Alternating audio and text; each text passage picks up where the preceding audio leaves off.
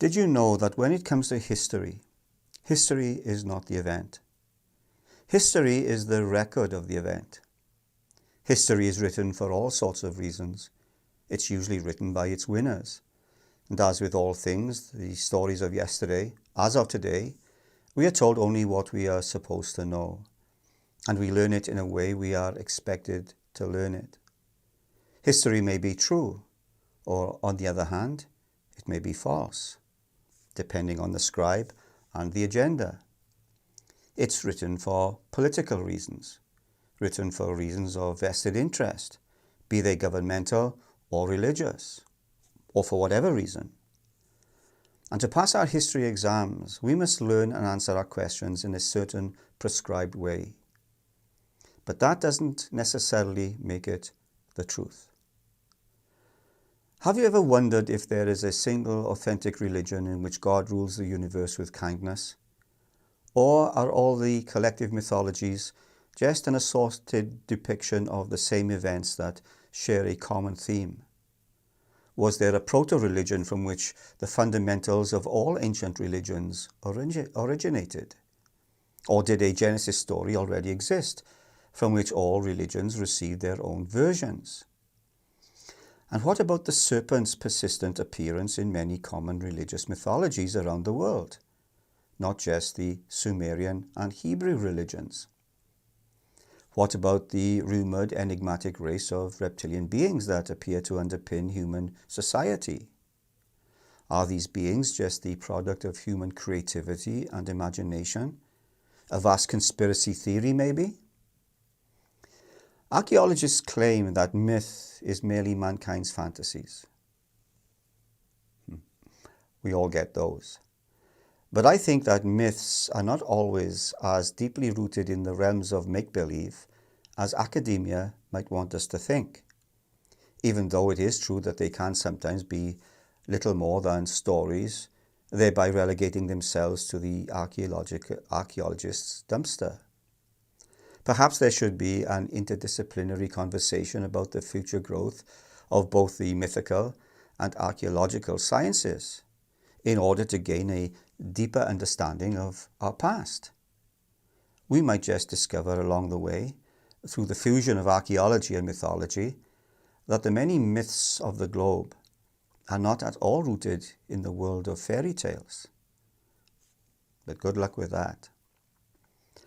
So much of what we read and interpret as mythology, especially from ancient religious texts, are things that our modern advanced culture dismisses out of hand, either because we can then claim for ourselves a higher intellectual ground than our ancestors, avoiding any possibility of being labelled superstitious, or to avoid appearing as if our theories and conclusions come from old-fashioned ways of perceiving and thinking, or both.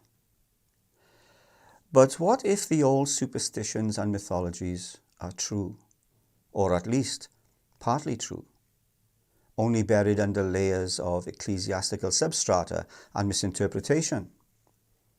And what if we only label them myth because they lie outside of a more, for the want of a better word, sterile scientific view? Now, in this Prison Planet episode, we will be looking at the creation story of Genesis. Also, we will, if time permits, take a closer look at Yahweh, or Jehovah, and his more questionable antics and temper tantrums. I'm the Grumpy Grandpa.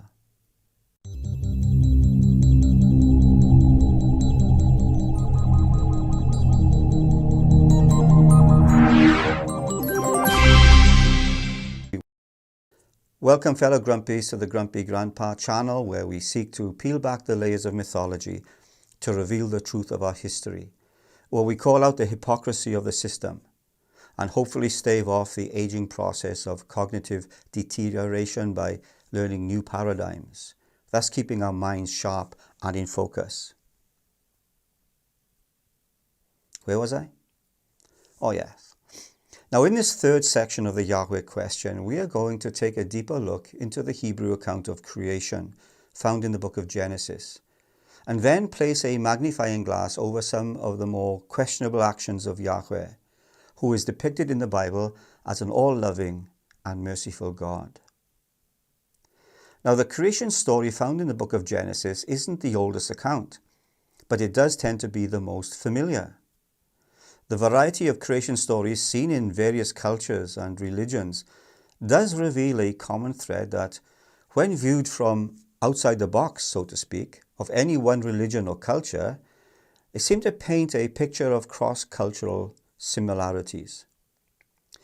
So does this support the idea that all of humanity's civilizations, cultures and faiths have by coincidence developed equally? Or does it prove that all cultures share a common thread that dates to a single lost history in the distant past, with each succeeding culture assigning its own interpretation of the events, modifying the original story to suit their own ideals and politics? Now, if this were so, then they would also change character names and other details to complete the edit. Now, that sounds extremely reasonable to me. Now, whether you believe that Adam and Eve were real people evolved from lower species, had their DNA manipulated by a superior species, were mythological figures, or were living human beings set against a deeply spiritual message, the Hebrew and Christian religions tell us that they were created by God and given dominion over a garden paradise. They were also given the command not to eat certain fruit growing on a specific tree, lest they die. Then comes Nachash, the serpent, the trickster. Now, interestingly, this character is never called Lucifer, Satan, or the devil in the text. Those names were given to him much later in the Bible, but has nevertheless come to represent the devilish figure who led humanity away from God, causing original sin and the subsequent fall of humanity from a state of grace, therefore necessitating the need for a savior. Nachash is the Hebrew word that, when translated into English, means serpent, trickster, crafty magician, bringer of knowledge, illuminator, bright and shining one. The other gods of heaven, known as the divine council, are referred to as the Elohim. In Psalm 82, where God, who is described by the singular form of the Hebrew word Elohim, also refers to them as bright, shining princes of heaven. Here the God of the Hebrew Bible declares the existence of a class of deities or minor gods over whom he exercises dominion, and who he refers to by the same term Elohim, but in the plural form. Now take note, he never refers to them as angels. The Hebrew word for angel is malak, meaning messenger, which never appears in the passage. God presides in the great assembly. He renders judgment among the gods. How long will you defend the unjust, and show partiality to the wicked? Defend the weak and the fatherless. Uphold the cause of the poor and the oppressed. Rescue the weak and the needy. Deliver them from the hand of the wicked. The gods know nothing.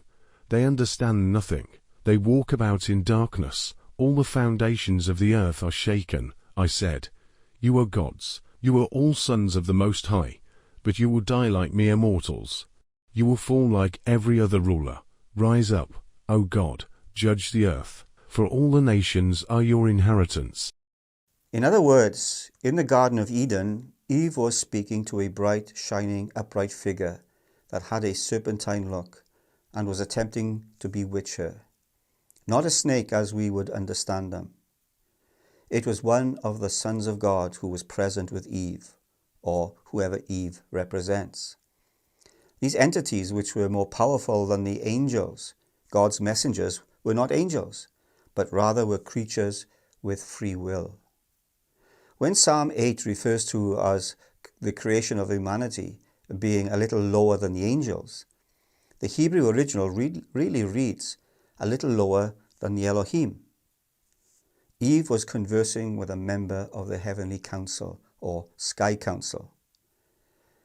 Enki, also known as Ea in the nearby Akkadian religion, is the god of craft, mischief, intelligence, and knowledge, in Sumerian mythology.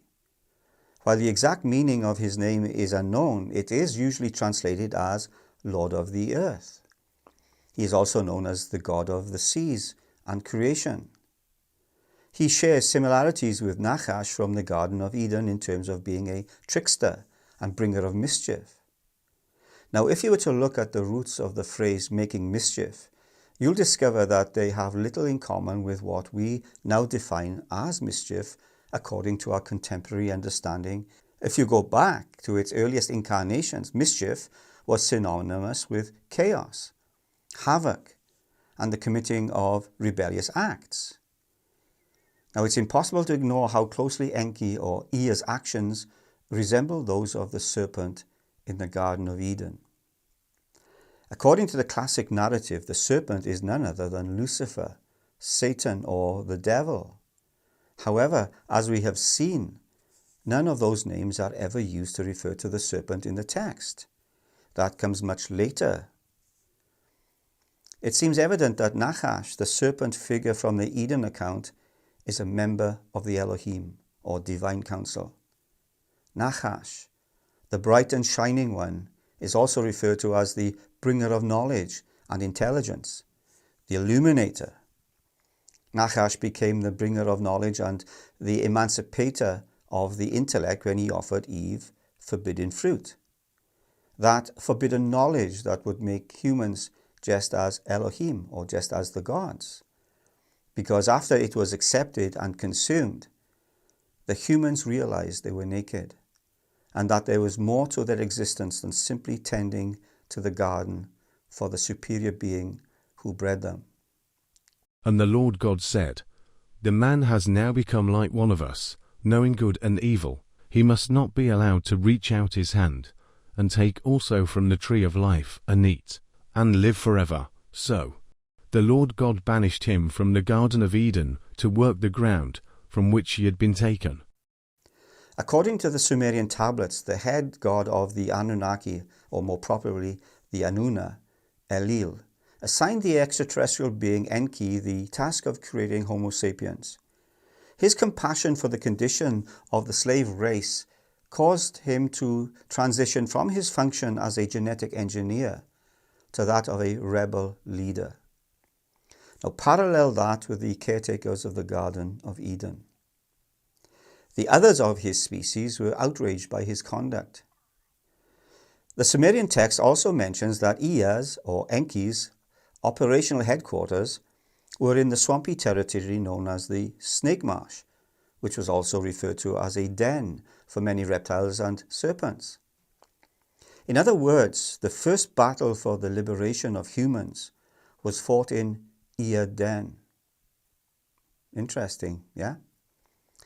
But coming back to Nachash, we read that he beguiles Eve into eating the fruit from the forbidden tree. The woman said to the serpent, We may eat fruit from any tree in the garden, but God did say, You must not eat fruit from the tree that is in the middle of the garden, and you must not touch it, or you will die. Scott Allen Roberts, in his book The Rise and Fall of the Nephilim, asserts that the Hebrew word for tree is etz, a word that has a close association with the Hebrew word toleda, both meaning generations.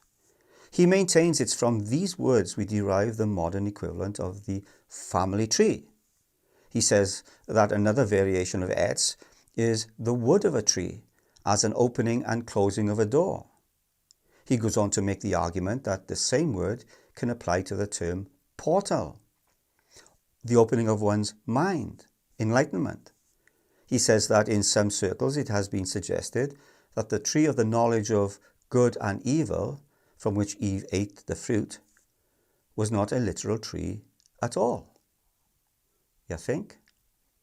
Rather, it is a symbol of the pre-Adamic races that lived in the region surrounding the Garden of Eden. Now, these races are thought to include the Atlantean civilization.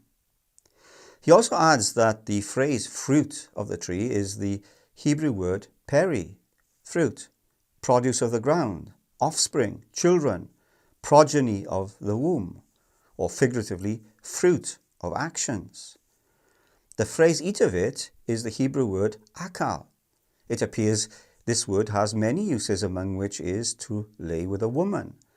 And he goes on to say that the word touch is the Hebrew word naga, to lay the hand upon, the euphemism being to have sex with a woman. You will not certainly die. The serpent said to the woman, For God knows that when you eat of it your eyes will be opened, and you will be like God, knowing good and evil. When the woman saw that the fruit of the tree was good for food and pleasing to the eye, and also desirable for gaining wisdom, she took some and ate it. She also gave some to her husband, who was with her, and he ate it. Then the eyes of both of them were opened, and they realized they were naked. So they sewed fig leaves together and made coverings for themselves. Now, just as a quick aside, I said in a previous video that Jesus called Yahweh a liar and a murderer from the beginning. Now, most assign those words to Lucifer. But in the Eden narrative, who was the one who lied? God or the serpent? Did the eating of the fruit cause the deaths of Adam and Eve? And this does not mean to die spiritually, as many would suggest today. In other places, the word has a literal meaning of physical death in the now, the present. The serpent was not the bad guy. He was the one who brought enlightenment. Back to the tree. Now, it's obvious to me that this is no literal tree at all. Roberts makes the claim in his book, The Secret History of the Reptilians, that the tree was symbolic of the pre-Adamic races that lived in the regions surrounding the Garden of Eden, which was really an enclosure of some kind. He then goes on into the details of the meaning of the key words from Genesis 3:4-7. Now, in order to save time, I'll just mention that in Robert's opinion, and that of others like him, the verses talk of longing, delight, to yearn for, to lust, an appetite, a desire, a wish. You get the idea. He is painting a picture of Eden and Eve's temptation that is very different from the one presented in Genesis. He is saying that all of this is merely coded information, a hiding of what the passage is really telling us. Now, since she encountered the serpent sexually before ever having sex with her husband, Adam, Eve, the mother of humanity, actually lost her virginity in this scene in the Garden of Eden. Further down the chapter, it is implied by the text that this encounter caused Eve to become pregnant. She then included her spouse in the drama, and he willingly took part. Adam also caused Eve to get pregnant. This gave rise to fraternal twins, Cain and Abel, one of Adam's seed and the other of the figure known as the serpent in the garden. It wasn't disobedience that was the great sin in Eden. It was this sexual act that created a dual bloodline that ticked off God. Abel was the blood seed of the Adam, and Cain of the serpent. This would cause the constant conflict between the bloodlines, beginning with Cain murdering his brother Abel. Here we have the beginning of the bloodline of the serpent, the trail of the Nephilim. Now, this is apparent in the pronunciation of what is understood as the first messianic prophecy. He will crush your head, but you will bite his heel. The Old Testament has long lists of genealogy that, to all intents and purposes, were to establish a traceable line of pure human blood from which the Messiah would come. Traceable from Adam, the first human male. Just look at 1 Chronicles chapter 1 to see how this genealogy works. It goes on and on and on for another 8.5 chapters. Now, don't worry, I'm not going to read them. But why was it necessary to trace the human ancestry to Adam? Why does the Bible give such a detailed account of how humanity developed from the first human being? As I've said, it was done to trace the Messiah's lineage to the first human, Adam, not Nachash. The sole purpose of this genealogy is to prove that there existed a dual bloodline in humanity, with the seed of Adam representing the pure human bloodline, and Nachash and Eve representing the hybrid human Elohim bloodline. Now, if any of you are followers of David Icke, you will be very familiar with his take on bloodlines, especially the serpent bloodline and the role it plays in its conflict with the human race. Was there ever a time when humans resembled reptiles more than not? Many societies have traditions about bloodlines of reptiles that are connected to royalty. Alexander the Great is said to have descended from a dragon. According to Japanese folklore, Jimo, the founder of the imperial dynasty, was a dragon god's great-grandson. Additionally, historic Chinese emperors were said to resemble dragons. Is it feasible that these ancient kings had a closer relationship with their reptilian forebears? Regarding the royal bloodlines, it is claimed that some inherited a distinct signature in their genetics, which they think was given to them by early reptilian humanoids. Now let us ask this question: why have particular royal families and bloodlines claimed to be superior to the rest of humanity in our history? So superior that they are entitled to rule over us? Why did Chinese rulers believe that their supposed ancestry from the serpent gods gave them the right to reign? Why were the Media kings of Iran known as the Dragon Dynasty? Why has this recurring motive emerged throughout history? Could the legends of kings descended from reptiles be true? If that's the case, is it possible that all human beings share a genetic heritage with our reptilian ancestors? And is it also possible that our ancestry from ancient reptiles accounts for the reptilian aspect of our brains and rare human oddities like people born with tails, scaly skin, and fused fingers? Is it proof that we humans and other so-called reptilians are related genetically, or even that they exist at all? Theorists speculate that religious writings depicting humanoid beings with reptilian traits may hold the key to the solution. In Nag Hammadi, Egypt, December 1945, a farmer found 13 leather-bound papyrus books inside a sealed earthenware jar. The early Christians, known as Gnostics, wrote these texts, which are today called the Nag Hammadi codices. They were written during the first several centuries of the Common Period. The Gospels of Thomas and Philip are included in these enigmatic writings, along with additional hitherto unidentified secret Gospels. Poems, mystical practice guidelines, and an account of the universe's creation are interwoven with the religious texts. They provided a tremendous deal of insight into the biblical texts, biblical history, and early religious concerns.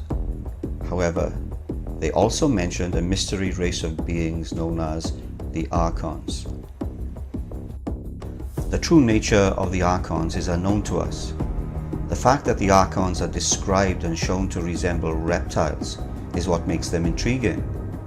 Thus, this has led to the hypothesis that the Archons, or reptilians, may have been one and the same. David Icke, famous author and researcher, says they resemble robots and machines in the way they function, which makes them predictable. And given that you see the machine-like nature of so many reptilian animals and what you see in the human society, there is a correlation between the two, and why the reptilian form is so common, an expression of this machine-like, unemotional, computer-like mentality. Is it possible that the stories of the Archons actually describe reptilian humanoids? And could our own so-called reptilian traits actually be the result of alien engineering, given that the reptilian aspect of our brains is thought to be responsible for our most aggressive and reflexive behaviors? People tend to treat the biblical account of the Garden of Eden as unique. You may discover similar stories with comparable themes all around the world if you only look. They appear to be discussing the creation of Adam and Eve, the first humans. Based on the studies of many credible people, I would definitely suggest that it isn't talking about that at all. but that it is referring to the time when human genetics came under genetic manipulation. Thus, humans evolved into hybrids at that point, mostly due to the influence of what I would refer to as Archon genetics, symbolically represented by the serpent in the Garden of Eden. Now, I'm not saying that any of this is the absolute truth. In these episodes, all I'm trying to do is set a context, if you like, a background or frame of reference to shake people out of a paradigm established over their whole lives and to help them consider other possible archetypes. Now, one of those paradigms is that Yahweh is an all-loving, compassionate God, presented by certain religions. And I'm saying that might not be the truth, but a religious construct. I'm trying to present the idea that Yahweh might be extraterrestrial, or even reptilian in character. There are different lenses through which you can see the world and history from a different perspective.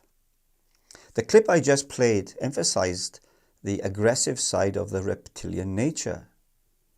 And to close this section of the Yahweh question, I want to look at some of the things that might accentuate that reptilian disposition in the Yahweh character, in the things he did and commanded from his people. One of the more telling stories in this respect is his treatment of the first king of Israel, King Saul, a man who did nothing more than to do right by Yahweh. I'm going to let Paul Wallace explain this in one of his videos. His explanation is perfect.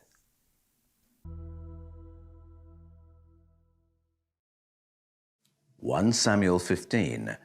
Samuel said to Saul, I am the man whom Yahweh has sent to anoint you as king of his people Israel. Now go and crush Amalek. Put him under the curse of destruction, along with everything he possesses. Don't spare him, but kill man and woman, child and nursing baby, ox and sheep, camel and donkey. So Saul crushed the Amalekites, beginning at Havilah in the direction of Shur, which is to the east of Egypt. He took Agag, king of the Amalekites, alive, and executing the curse of destruction, put all the people to the sword. But Saul and the army spared Agag and the best of the sheep and cattle, the fatlings and lambs and all that was good. They did not want to consign these to the curse of destruction. They consigned only what was poor and worthless. Then Yahweh sent a message to Samuel. I regret having made Saul king, since he has fallen short of obedience to me and has not carried out my precise instructions. Samuel was appalled and cried out to Yahweh all night long. In the morning, Samuel set off to find Saul. When Samuel reached Saul, Saul said, May you be blessed by Yahweh. I have carried out Yahweh's orders. Samuel replied, Then what is this bleating of sheep in my ears and the lowing of cattle that I hear?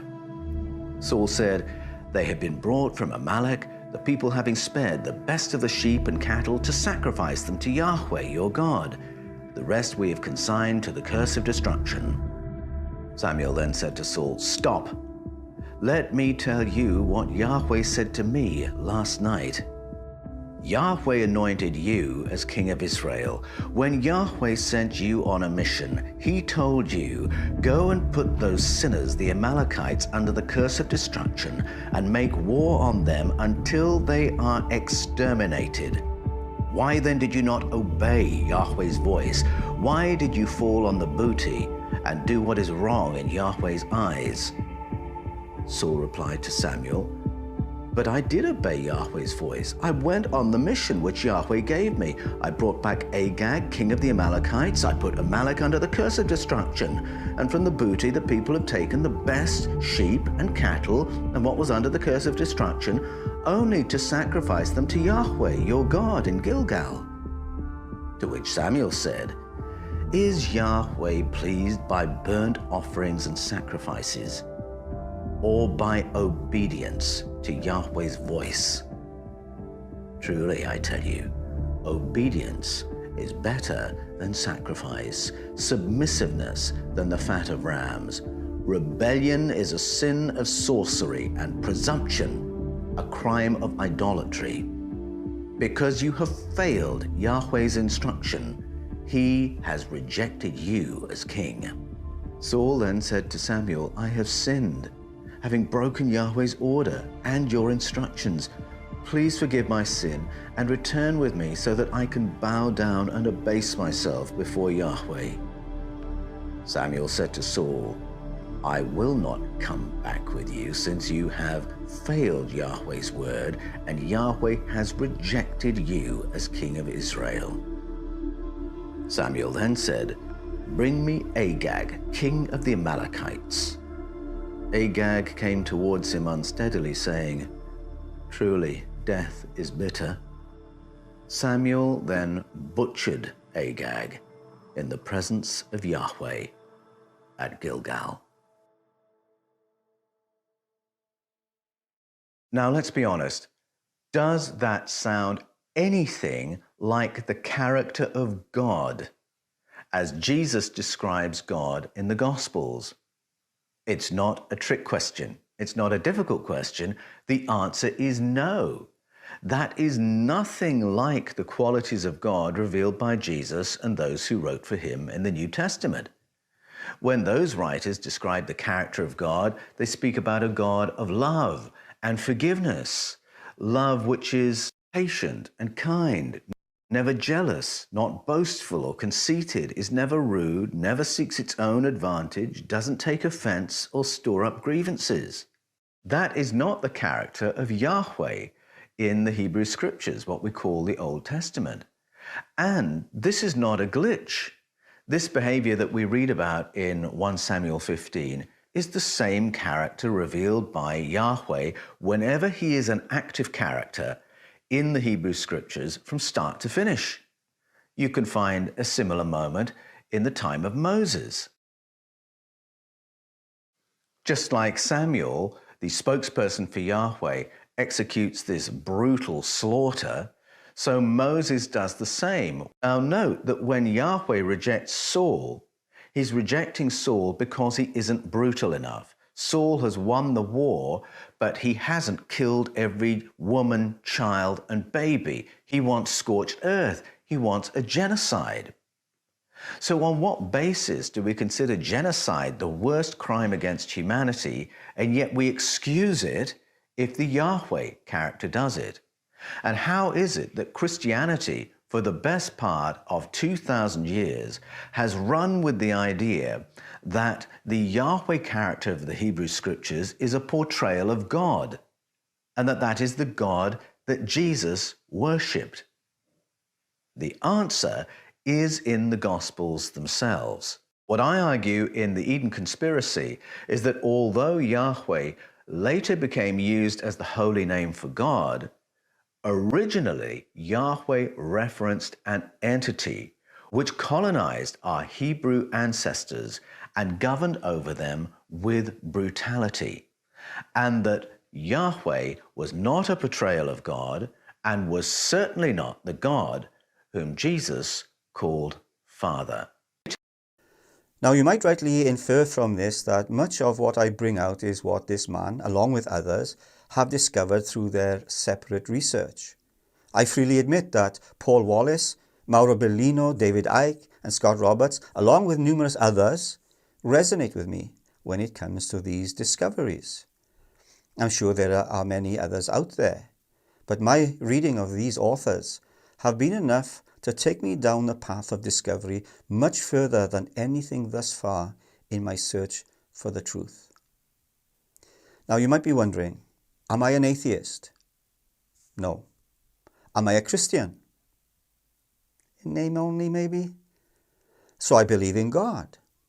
Well, it depends on what you mean by God. I believe there is a source of all things. The Kabbalion calls it the All. I call it Source, the New Testament, in whom we live, move, and have our being.